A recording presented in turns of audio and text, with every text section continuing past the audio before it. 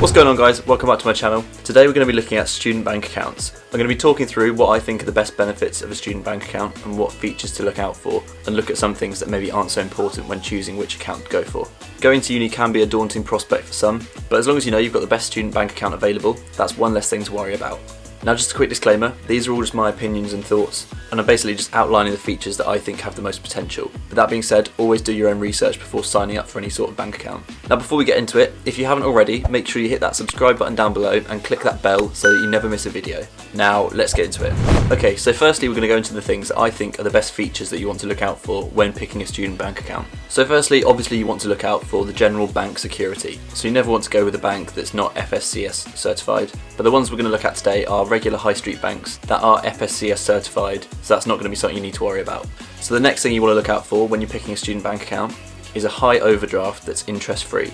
So what this basically means is you can spend all the money in your account plus up to £3,000 of overdrawn money, which usually with any other bank account you'd have to pay interest on for borrowing that money. But the beauty of student accounts is that they're interest free whilst you're at university and for a period of time after you graduate as well. So I personally look for one with the biggest overdraft facility, as most have little to no income with still a lot of outgoings, such as paying rent, buying food, and basically just going out and having fun with your friends whilst you're at uni. So when going to university, you can apply for what's called a student loan. Now this includes your tuition loan, which covers all of your tuition fees, and then as well, you're going to get what's called a maintenance loan. Now the maintenance loan is designed to cover your living expenses and just any other general spending. And that for most is going to be your primary source of income when you're at uni. And this is usually paid out at the beginning of each 3 semesters. Now, the maintenance loan amount will vary depending on your circumstances, and it will take into account factors like your parents' income and where you're actually at university. So for example, if you're in London, you'll actually get a larger maintenance loan because the cost of living is higher. But regardless, for many, the maintenance loan will only go so far, and it's likely for the majority of people that you'll need to use an overdraft facility at some point throughout your time at university, which is why it's so important to get a good student account with a good overdraft facility. So another thing that's also sometimes good to look out for in a student account is looking at their incentives for joining. So depending on the time of year or what bank you're going with, or if you're switching halfway through your course, sometimes there might be some incentives in the form of cash or a voucher that might be worth you going to that bank rather than somewhere else. But obviously a lot of them won't really be worth it, they're just trying to entice you in, so it's good to just be aware of that. So the final thing I personally look out for in a student account is a high interest rate. Now the importance of this obviously varies depending on your own situation, but if you're likely to not have to use an overdraft facility and be in credit in your account, it's worth looking out for an account that has a high interest rate on in-credit balances. So if you're particularly savvy with your finances, you might be able to utilise this facility. But as I said, generally students don't have a lot of money, so they end up using their overdraft facilities. Now before we get into looking at the bank accounts which I think have the most potential, there are just a few things to watch out for when looking for a student account. So most student accounts are worked out based on a 3-year course. So quite often, if your course is longer than 3 years, in your 4th year, your bank might automatically convert your student account into a graduate account. And basically all you need to do is just keep in contact with your bank so that they know what degree you're doing and how many years of study it entails. And this is so important because say you're doing a 5-year course and your account is converted into a graduate account, you might lose your overdraft facilities even though you're still actually at university and you don't have a ton of money coming in.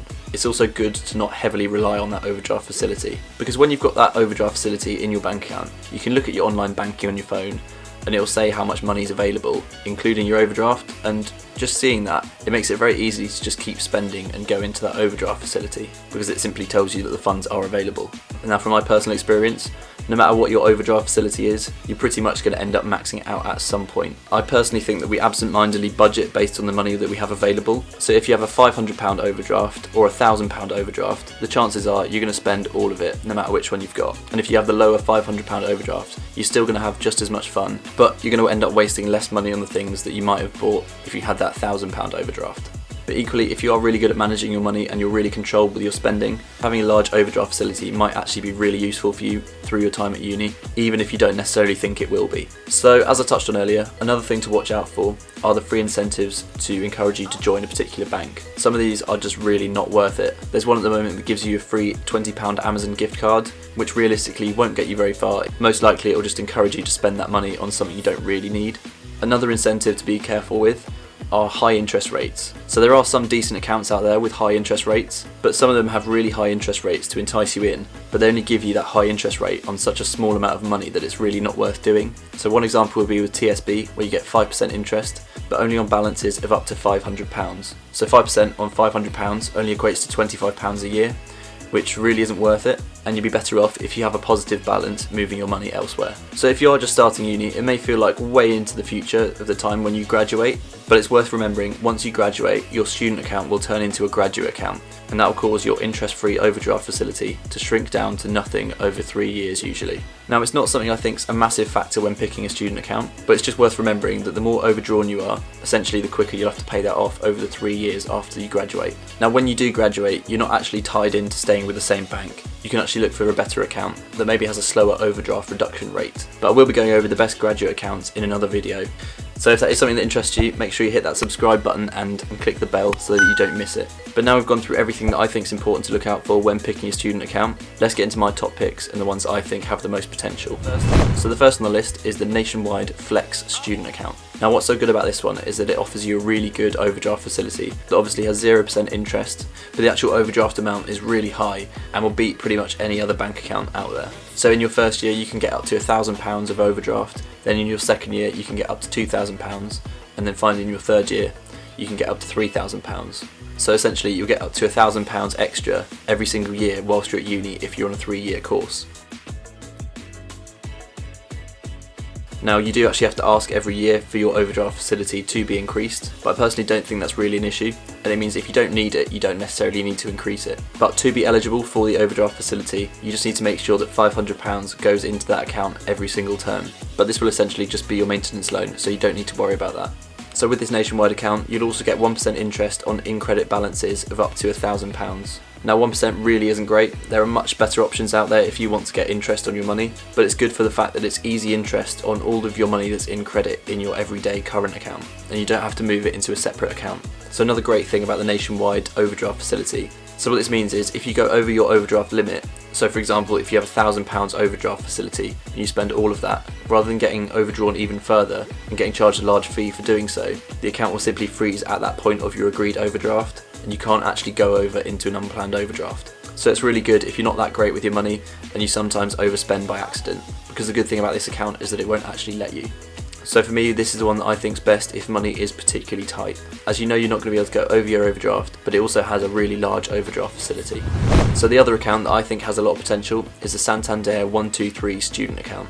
Now obviously it has a 0% overdraft facility, as do all the others. So if you're doing a 3-year course, your overdraft amount will be £1,500 over that 3 years, which to be honest is a large overdraft amount for most students and should be sufficient. But if you do go on to do a 4th year, your overdraft increases to £1,800, and then in 5th year £2,000 altogether. So the overdraft facility amount isn't quite as good as the Nationwide one, but it's most likely going to be sufficient for most people. And as I said before, it will probably help you to save a bit more money and not waste as much on things you don't necessarily need. But one of the really good things about the Santander account is that it gives you a free 4-year rail card, which is essentially worth £90, and then will pretty much get you a third off every rail fare. So for rail cards, something you would buy anyway, this is actually a really good incentive to go for this account. Now unlike the Nationwide account, this account does actually have a fee for unarranged overdrafts. So again, what this means is if you use all of your arranged overdraft and more, you will get charged a fee. So if you do go into this unarranged overdraft, you'll actually get charged £5 a day. So it's definitely something to watch out for. But one of the other things that's really good about the Santander account is the fact that it gives you really good interest rates. So if your account is in credit, if you have between £100 and £200, you'll be getting 1% interest on that money. Then if you have £200 to £300, you'll get 2% interest on that money. And then if you have between £300 and £2,000, you'll actually get 3% on all of that money, which is a really competitive interest rate and better than a lot of things out there. And if you're really into saving your money, you can also link it to a 2.5% interest savings account through Santander as well. So that's basically it. These are the 2 accounts that I see the most value in, with slightly different perks that each have their own benefits. So the Nationwide's a really good one to go for if you're not that good with your money, as it has the least risk with no unarranged overdraft charge, and it also has the largest overdraft facility. But the Santander account's a really good option if you're more savvy with your finances and you don't need that really high overdraft facility. And it's especially worth it if you're likely to be in credit in your account to claim that interest, and if you're likely to need a rail card, you're essentially going to save yourself 90 quid. Now if you did make it this far, thank you so much for watching, and if you did find it useful or if you feel like you learned something new, I'd really appreciate it if you could drop a like on the video, as it really helps me out.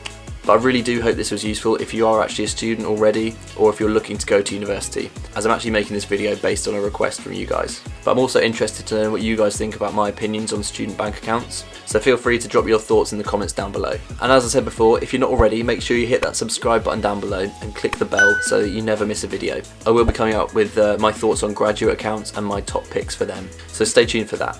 But as always, make sure to go follow me on Instagram. I'll stick it on the screen now and in the link down below. But with that being said, take it easy guys and keep saving.